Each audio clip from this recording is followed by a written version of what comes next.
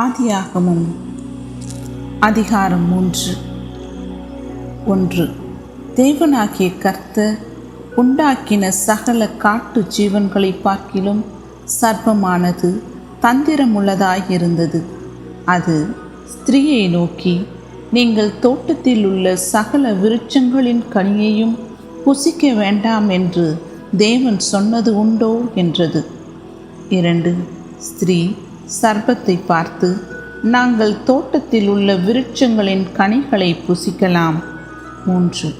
ஆனாலும் தோட்டத்தின் நடுவில் இருக்கிற விருட்சத்தின் கனியை குறித்து தேவன், நீங்கள் சாகாதபடிக்கு அதை புசிக்கவும் அதை தொடவும் வேண்டாம் என்று சொன்னார் என்றாள். 4. அப்பொழுது சர்ப்பம் ஸ்திரீயை நோக்கி, நீங்கள் சாகவே சாவதில்லை. 5. நீங்கள் இதை புசிக்கும் நாளிலே உங்கள் கண்கள் திறக்கப்படும் என்றும் நீங்கள் நன்மை தீமை அறிந்து தேவர்களைப் போல் இருப்பீர்கள் என்றும் தேவன் அறிவார் என்றது. 6.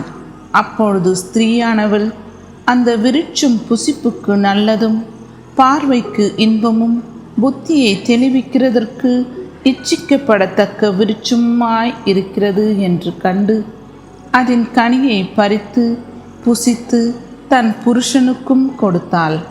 அவனும் புசித்தான். 7. அப்பொழுது அவர்கள் இருவருடைய கண்களும் திறக்கப்பட்டது. அவர்கள் தாங்கள் நிர்வாணிகள் என்று அறிந்து அத்தி இலைகளை தைத்து தங்களுக்கு அரைக்கச்சைகளை உண்டு பண்ணினார்கள். 8. பகலில் குளிர்ச்சியான வேளையிலே தோட்டத்தில் உலாவுகிற தேவனாகிய கர்த்தருடைய சத்தத்தை அவர்கள் கேட்டார்கள். அப்பொழுது ஆதாமும் அவன் மனைவியும் தேவனாகிய கர்த்தருடைய சந்நிதிக்கு விலகி தோட்டத்தின் விருட்சங்களுக்குள்ளே ஒளித்து கொண்டார்கள். 9. அப்பொழுது தேவனாகிய கர்த்தர் ஆதாமை கூப்பிட்டு, நீ எங்கே இருக்கிறாய் என்றார். 10. அதற்கு அவன், நான் தேவரீருடைய சத்தத்தை தோட்டத்திலே கேட்டு நான் நிர்வாணியாய் இருப்பதினால் பயந்து ஒளித்து கொண்டேன் என்றான். 11. அப்பொழுது அவர், நீ நிர்வாணி என்று உனக்கு அறிவித்தவன் யார்? புசிக்க வேண்டாம் என்று நான் உனக்கு விலக்கின விருட்சத்தின் கனியை புசித்தாயோ என்றார். 12. அதற்கு ஆதாம், என்னுடனே இருக்கும்படி தேவரீர் தந்த ஸ்திரீயானவள் அவ்விருட்சத்தின் கனியை எனக்கு கொடுத்தாள், நான் புசித்தேன் என்றான். 13. அப்பொழுது தேவனாகிய கர்த்தர் ஸ்திரீயை நோக்கி, நீ இப்படி செய்தது என்ன என்றார். ஸ்திரீயானவள், சர்ப்பம் என்னை வஞ்சித்தது, நான் புசித்தேன் என்றாள். 14. அப்பொழுது தேவனாகிய கர்த்தர் சர்ப்பத்தை பார்த்து, நீ இதை செய்தபடியால் சகல நாட்டு மிருகங்களிலும் சகல காட்டு மிருகங்களிலும் சபிக்கப்பட்டிருப்பாய். நீ உன் வயிற்றினால் நகர்ந்து உயிரோடிருக்கும் நாளெல்லாம் மண்ணை தின்பாய். 15. உனக்கும் ஸ்திரீக்கும் உன் வித்துக்கும் அவள் வித்துக்கும் பகை உண்டாக்குவேன். அவர் உன் தலையை நசுக்குவார், நீ அவர் குதிங்காலை நசுக்குவாய் என்றார். 16. அவர் ஸ்திரீயை நோக்கி, நீ கர்ப்பவதியாய் இருக்கும்போது உன் வேதனை மிகவும் பெருக பண்ணுவேன். வேதனையோடே பிள்ளை பெறுவாய்.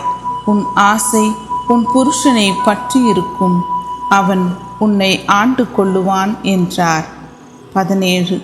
பின்பு அவர் ஆதாமை நோக்கி, நீ உன் மனைவியின் வார்த்தைக்கு செவி கொடுத்து புசிக்க வேண்டாம் என்று நான் உனக்கு விலக்கின விருட்சத்தின் கனியை புசித்தபடியினாலே பூமி உன் நிமித்தம் சபிக்கப்பட்டிருக்கும்.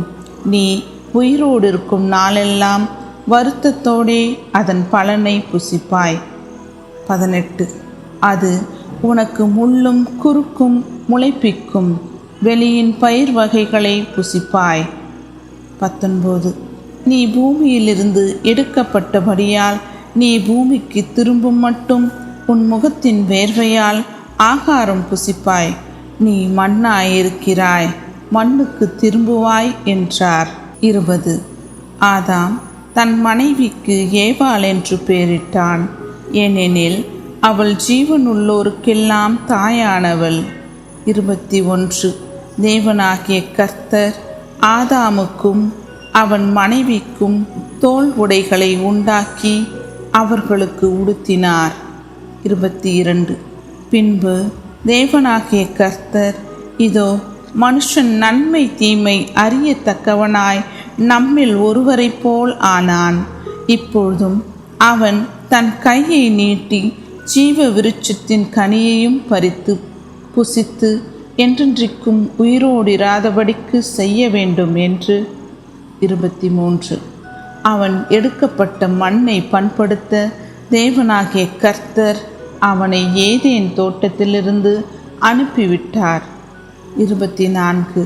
அவர் மனுஷனை துரத்திவிட்டு ஜீவ விருட்சத்துக்கு போகும் வழியை காவல் செய்ய ஏதேன் தோட்டத்துக்கு கிழக்கே கேருபீன்களையும் வீசிக்கொண்டிருக்கிற சுடர் ஒளி பட்டயத்தையும் வைத்தார்.